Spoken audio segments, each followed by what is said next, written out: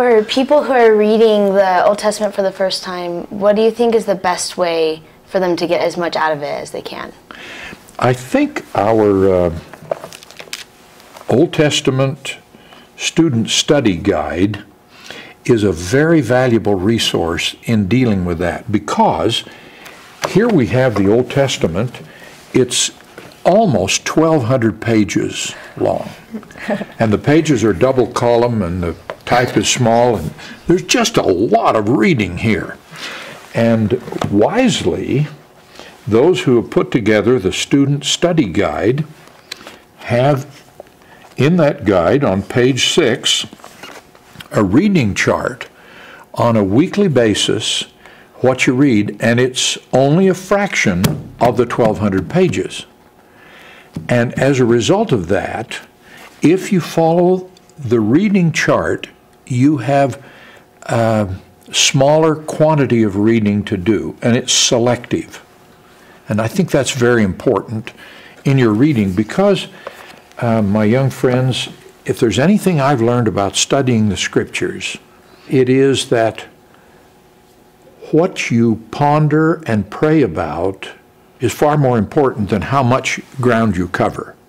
So when you say material that is very important, what is one thing you would want your grandchildren to learn the most from studying the Old Testament this year? Oh, that's a wonderful question. I would say that the importance of the Old Testament is in the commandments of the Lord and the covenants that He made with Israel. And they'll be stressed in your reading, like the Ten Commandments. You're going to encounter them early on in your studies. And the covenant the Lord made with Abraham and Isaac and Jacob. That's very important to our religious life today. But that is a smaller portion. It's very important, but it's a smaller portion of your reading. A larger portion of your reading of the Old Testament will be in the stories that are told, that are so much a part of our culture. The contest between David and Goliath, one of my favorites, but there's so many other stories, like the nobility of Esther and the great faith and fidelity of Ruth, for example. These are part of our ideals that we study, and they help make us what we are as a people. And then the greatest theme in the Old Testament is the fact that Israel would have a Messiah.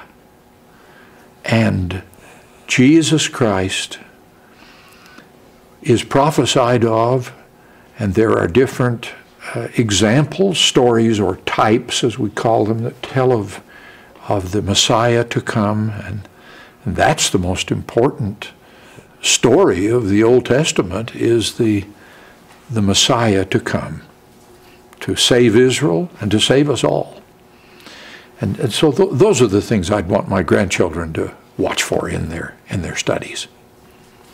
There's something else that I would encourage my own grandchildren to watch for, and that is the occasional breakthrough in your understanding because of a verse that you see.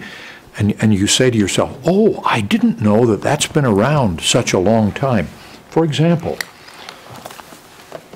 in the 14th chapter of Genesis, the 20th verse, we find an account of Abraham, that great patriarch and high priest, paying tithing to Melchizedek. And then tithing is such an institution in among the children of Israel that time after time, such as in Numbers chapter 18, we find that they're paying tithing. Children of Israel are paying tithing to support the work of the Lord. Well, that's very interesting to me. Tithing, which we have as Latter-day Saints, a lot of other Christian churches don't have it, and they may think we're strange. Well, here we find a way to say we're just doing what the Lord had the ancient Israelites do. And then here's another example that I would want my grandchildren to see. This is in Deuteronomy, the 22nd chapter, and the 5th verse. And here's a verse that that just caught my attention in my latest reading of the Old Testament. Verse 5. The Lord tells the Israelites, "The woman shall not wear that which pertaineth unto a man, neither shall a man put on a woman's garment, for all that do so are abomination unto the Lord thy God." Well, so much for cross-dressing. Here's another example that I found. It's as thousands of years old, but it's as modern as today's challenges.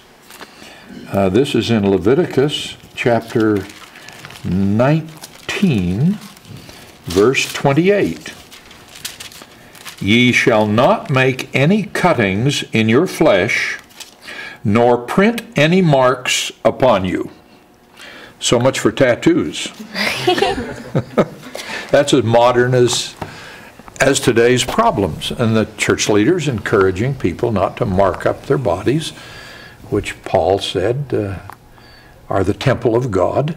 But as long ago as the time of Moses, the Lord said through his prophet, "Don't make markings upon your flesh." Interesting.